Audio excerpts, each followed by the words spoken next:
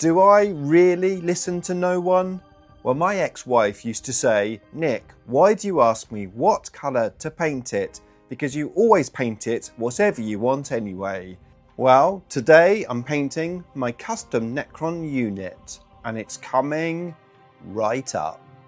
Necrons! Nick speaking, and welcome to this video. Right, here we go. I'm painting Fred, my custom Necron miniature.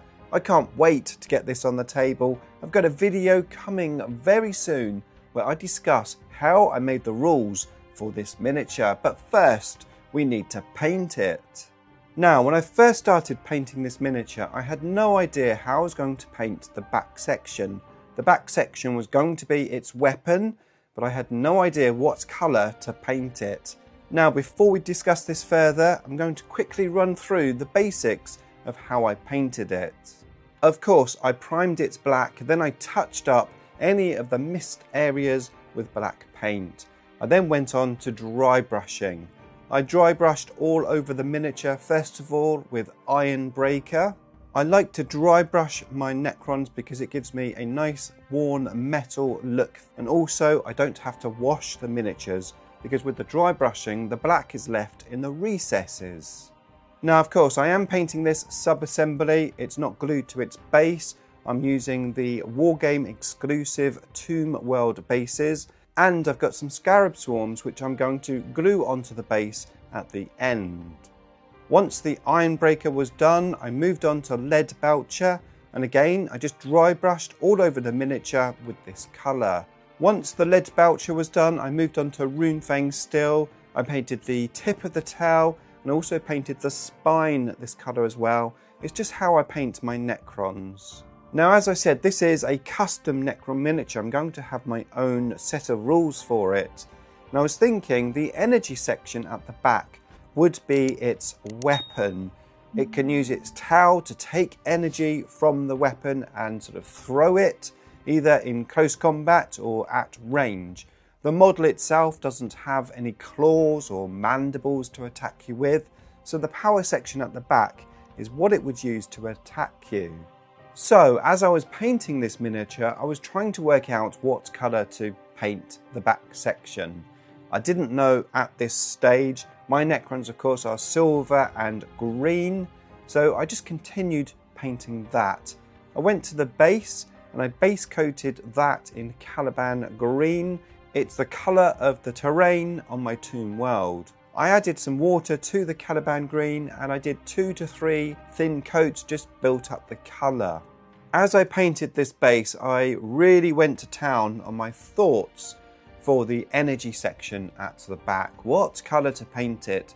Do I just paint it green, just like all of my other Necrons, or do I use a different colour? Now, I was half thinking about purple.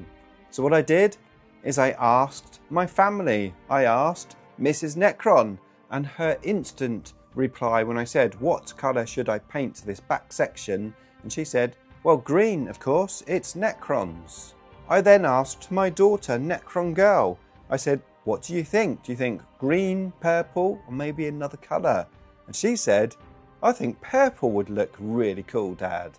Now, when Mrs. Necron heard this, she changed her mind and said, I think purple as well. And it reminded me of a conversation I had with my ex-wife where I used to always ask her what colour to paint something, and she used to always say, why are you asking me? Because you always do whatever you want anyway, so I don't really care. And I'll be honest, she was right. I did always do what I wanted anyway because it was my choice. However, I do believe it's a good idea to get second opinions. I will always listen to those second opinions. Sometimes they will change my mind or point me in a particular direction. Other times I will listen to the opinions and just do what I want to do anyway. But at this stage I didn't know what to do.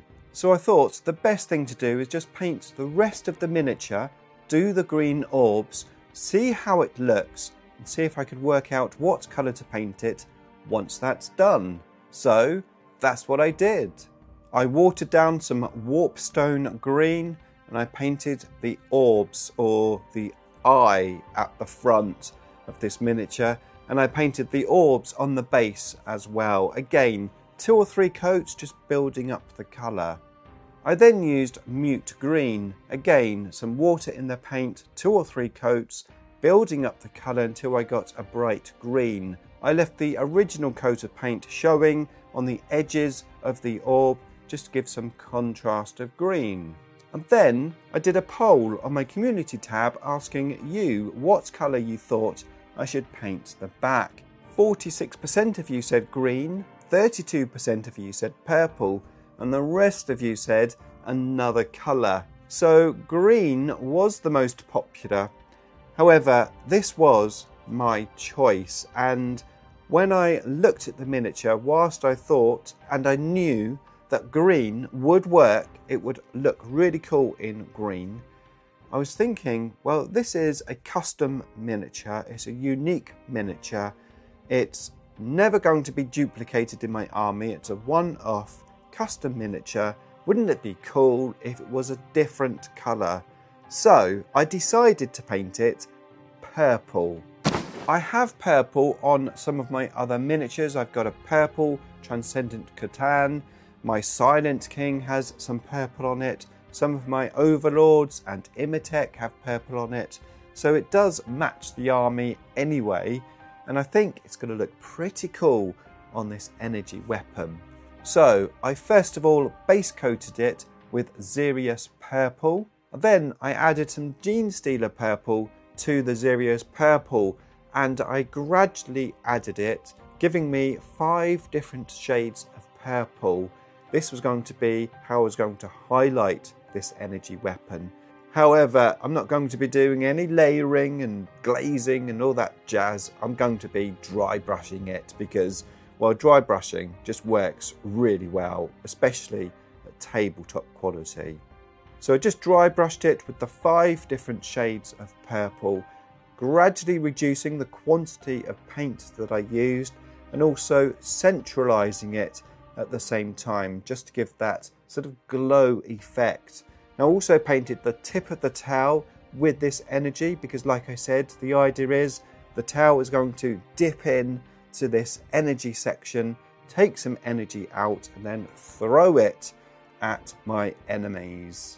And that is the miniature all painted. I'm really happy how it came out.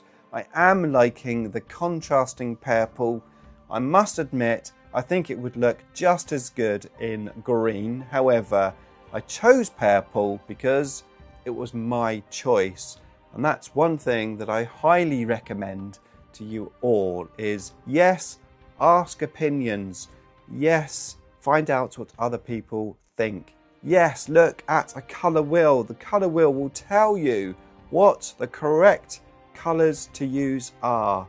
However, it is your choice. If you want to use a particular colour, then use it. If you are happy, then who cares? Now, I would love to hear your thoughts about this topic. How do you decide what colours to paint? Do you go against the grain? And do you care? Let me know in the comments box below. In the meantime, if you want to see me build this miniature, then here's a video for you of me doing that. And here is my Necron painting playlist with other Necron tutorials for you to watch next.